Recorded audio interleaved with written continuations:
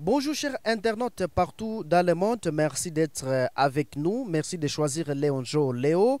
Nous sommes en Mpenzi Manzokila à la présentation, nous sommes à Ville de Butembo, à l'est de la République démocratique du Congo. Nous recevons M. Célestin Kabambi Kananga, il est analyste politique, il suit de près et de loin la situation de l'Afrique centrale où nous observons des coups d'État dans plusieurs pays de l'Afrique. Ici récemment, c'est le capitaine Ibrahim Traoré qui a destitué lieutenant-colonel d'Amiba de ses fonctions depuis le 30 septembre. Nous sommes avec Célestin Kabambi Kananga, il est analyste politique. Il est en train de suivre de près et de loin la situation de la République démocratique du Congo, également de la situation de Burkina Faso, où M. Ibrahim Traoré a renversé le colonel Paul Damiba de son pouvoir, donc de la présidence. Vous suivez de près et de loin cette situation. Monsieur Célestin Kabambi Kananga, comment appréciez-vous ce coup d'État au Burkina Faso? Merci pour l'opportunité afin d'analyser cette question politique africaine qui touche un pays frère, le Burkina Faso. Pour comprendre la problématique, il faut rentrer dans les contextes politiques africains.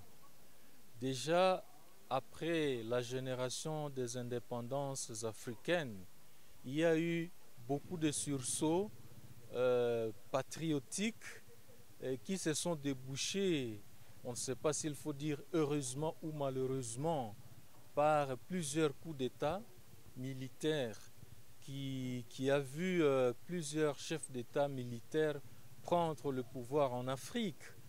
Et c'est ainsi que vous verrez au Congo, Mobutu qui va prendre le pouvoir. Et au Congo-Brazzaville, il y a eu Denis Sassou Nguesso qui va prendre le pouvoir. Le Togo avec Eyadema qui va prendre le pouvoir, pour ne citer que ces pays-là. Et je vois même en Ouganda à côté ici, d'abord Idi Amin, et après Idi Amin, il y a eu beaucoup de coups d'État qui se sont succédés jusqu'à chuter par Museveni qui est encore au pouvoir aujourd'hui. Donc ce n'est pas nouveau en Afrique. La preuve que la démocratie souffre en Afrique, la démocratie n'a pas encore tissé ses racines en Afrique. Et cela soulève la question de savoir, il faudrait peut-être définir une démocratie au contexte africain. Alors, à cela, à l'origine, évidemment, il y a le fait que les chefs d'État, aussitôt arrivés au pouvoir, servent plutôt leurs intérêts égoïstes avec ceux de chapelles politiques auxquelles ils appartiennent. Alors ça provoque souvent un malaise social, ça provoque des remous au niveau de la société et ça provoque des révoltes populaires. Et alors, pour essayer un peu de remettre de l'ordre dans la boutique, les militaires interviennent comme le troisième larron pour essayer un peu de remettre, je dirais, de l'ordre sur le rail. Et voilà pourquoi ce phénomène ne fait que apparaître, réapparaître, ne dit pas encore son dernier mot. Alors pour ce qui concerne le Burkina Faso, il faut rappeler que le 24 janvier, le président Roch Marc Christian Kaboré a été démis de ses fonctions par coup d'État, à l'issue duquel le lieutenant-colonel Paul a pris le pouvoir. Et voilà maintenant, depuis le 30 septembre, l'année en cours, c'est le capitaine Ibrahim Traoré qui prend le pouvoir par coup d'État. Ma lecture est que quand on essaie un peu de voir le contexte de la politique au niveau de l'Afrique de l'Ouest, plusieurs pays sont secoués par des coups d'État. C'est le cas pour le Mali, c'est le cas pour la Guinée. Donc vous comprenez que l'Afrique de l'Ouest est secouée par des coups d'État, et à côté des coups d'État, il se pose un autre problème, ou mieux une autre problématique, c'est qu'il y a comme une pérennisation du phénomène du terrorisme, le phénomène du terrorisme qui a déjà tissé ses racines dans cet espace africain.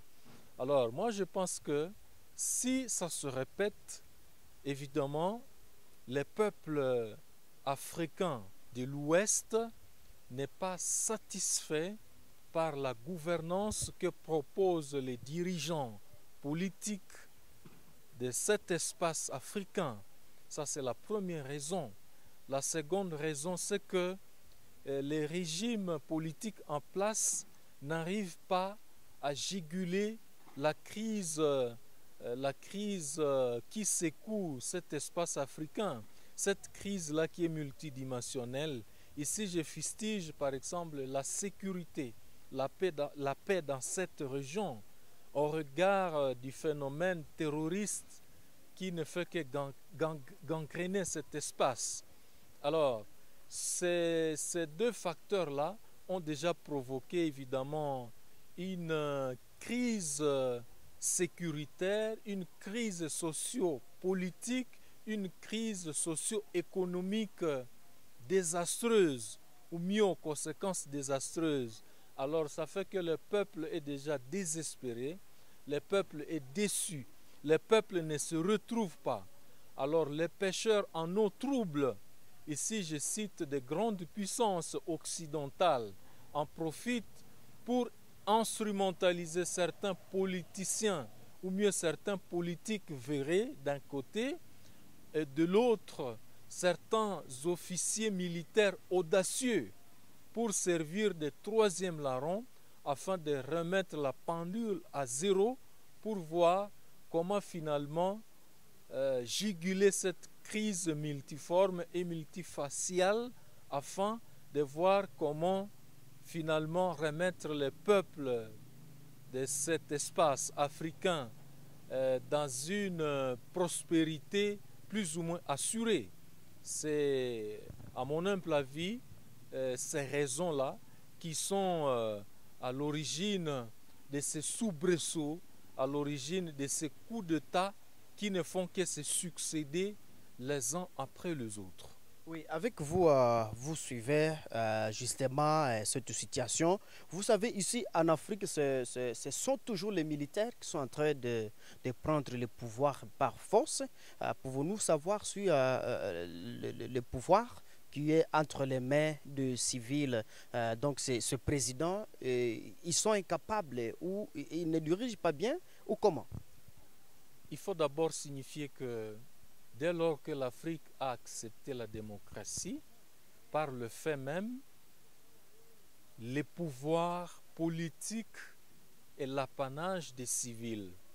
Alors, les militaires interviennent comme le dernier rempart lorsqu'il y a un malaise profond sur le plan social, sur le plan politique et sur le plan économique, je dirais même sur le plan sécuritaire. Parce que l'armée, il faut le dire, l'armée c'est le bras séculier de la politique dans un pays. Voilà pourquoi les militaires s'invitent pour essayer un peu de vouloir remettre les choses en ordre. C'est pour cette raison qu'ils interviennent.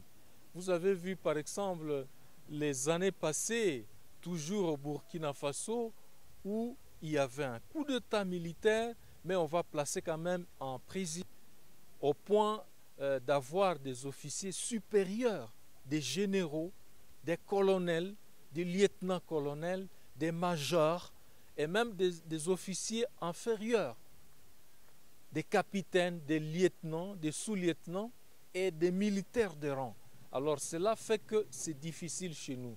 Et vous verrez même les services des renseignements, civils comme militaires, a été infiltré à partir de toutes ces rébellions injustifiées que nous avons connues dans notre pays.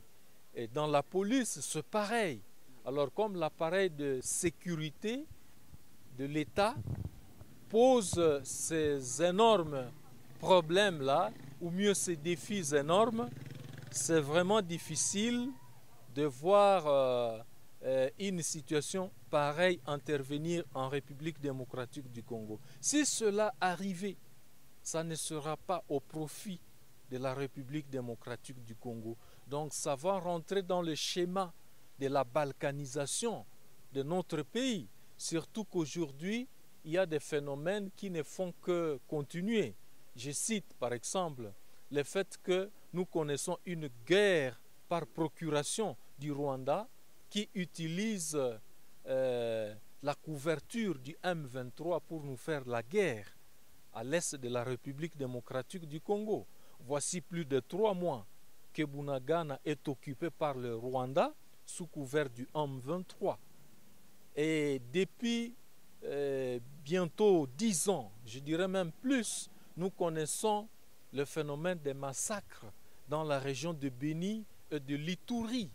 C'est quelque chose qu'on peut relier et trouver un centre de gravité quelque part où nous nous retrouvons dans un schéma de la balkanisation. À côté de ça, il y a aussi la zone d'influence du Rwanda qui ne fait que s'étendre dans la partie orientale de la République démocratique du Congo pour se faire la santé politico-diplomatique, mais aussi et surtout économique. Parce que là, ils sont en train d'exploiter nos ressources naturelles au profit de leur économie.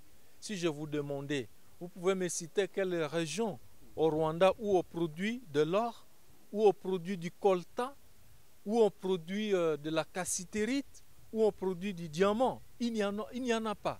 Mais aujourd'hui, le Rwanda, sur le marché international, vous propose des ressources naturelles.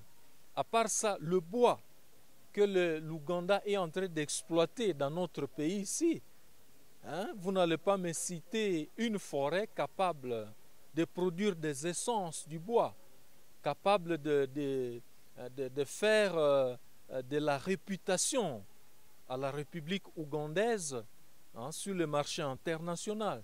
Tout ça, c'est parce que, évidemment, cette partie orientale, c'est devenu comme un boulevard triomphal où ces États-là qui nous agressent et qui exploitent nos ressources naturelles ne font que se promener comme faisant une promenade de santé, et on ne sait pas évidemment les contraintes à arrêter leur aventure.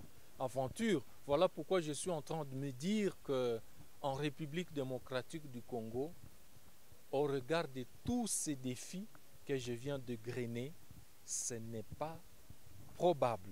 Ici, ça arrivait, ça ne sera pas au profit de la République démocratique du Congo. Ça va rentrer plus dans le schéma de la balkanisation. Surtout qu'aujourd'hui, il y a une forte présence de l'armée rwandaise en République centrafricaine. À un moment donné, on va comme se dire que nous nous trouvons finalement comme encerclés. À un moment donné, toutes les éventualités sont possibles. Donc on peut nous pénétrer finalement dans tous les sens. On peut nous pénétrer par nos frontières, les frontières qui nous séparent avec la RCA. On peut nous pénétrer à partir des frontières qui nous séparent avec le Congo-Brazzaville. On nous pénètre déjà à partir des frontières qui nous séparent avec l'Ouganda et le Rwanda. Même chose, on peut nous pénétrer à partir des frontières qui nous séparent avec le Burundi. Donc vous comprenez que nous sommes dans une situation inconfortable et ça fait que ce schéma n'est pas probable chez nous comme le contexte n'est pas le même. L'Afrique de l'Ouest, l'Afrique centrale avec la République démocratique du Congo au cœur, comme le disait Frantz Fanon, que finalement la gâchette se trouve en République démocratique du Congo, qui ne fait que vaciller, qui ne fait que s'agenouiller devant les petites nations, et finalement l'humiliation fait sa route sans inquiétude, et cela à bonne santé. Oui. Nous sommes vers la fin de notre entretien. Je rappelle que vous êtes Célestin Kabambi Kananga et Yves. Et un mot donc au gouvernement congolais et au peuple congolais face à ce que nous vivons ici en Afrique. Je pense que pour ce qui concerne le peuple congolais, nous devons prendre conscience. Là, je suis en train d'en appeler à la prise de conscience collective. La patrie est en danger. Ça fait plusieurs années, nous sommes secoués par des guerres d'agression. Cela demande à ce que nous puissions nous soulever et, comme un seul homme, et prendre notre destin en main. Et cela en mettant pression aux gouvernants de la République démocratique du Congo, les animateurs des institutions politiques de notre pays. Ils doivent travailler au profit du peuple. Ils doivent militer pour que finalement 1 millimètre carré de notre territoire national ne puisse pas rester entre les mains des agresseurs. Deuxième chose, aux gouvernants politiques, ils doivent comprendre que nous n'avons qu'un seul héritage nous légué par nos aïeux, qui est la République démocratique du Congo. C'est notre pays, c'est Dieu qui nous l'a confié. Donc, ils ont intérêt à travailler d'abord pour les intérêts de la République démocratique du Congo et de cesser de travailler pour des intérêts égoïstes, des intérêts de chapelles politiques. C'est pour ça que nous sommes humiliés, évidemment. Mais aussi, ils doivent tout faire pour que finalement, nous ayons une armée nationale capable de défendre l'intégrité territoriale de notre pays, la République démocratique du Congo. Ils doivent purifier cette armée-là, purifier tous les services qui constituent l'appareil de sécurité de notre pays. Ensuite, ils doivent tout faire pour que finalement le social soit une réalité. Parce que aussi longtemps que les Congolais réfléchissent avec leur ventre, ça sera difficile de défendre l'intégrité territoriale de notre pays. Là, on aura toujours des traîtres qui vont se laisser vendre au bénéfice des muettes d'argent, tout simplement parce qu'évidemment, le social n'est pas encore assuré. C'est juste un slogan, mais ce n'est pas encore la réalité. Donc, il y a ça aussi. Mais aussi, ils doivent développer une diplomatie capable de persuader ces grandes puissances-là, ces grandes nations qui dominent sur le monde, afin que finalement, nous ayons quand même ceux qui peuvent se ranger de notre côté avec sincérité, pourvu que finalement, les mal qui nous agacent soient élagués. Merci beaucoup. Nous sommes pratiquement à la fin de notre entretien. Léon Joléo, Nord Kivu, a reçu M. Célestin Yves Kabambi Kananga. Merci d'avoir accepté notre invitation. C'est à moi de vous remercier. Je suis Mwanampenzi Manzekele à la présentation. Au revoir.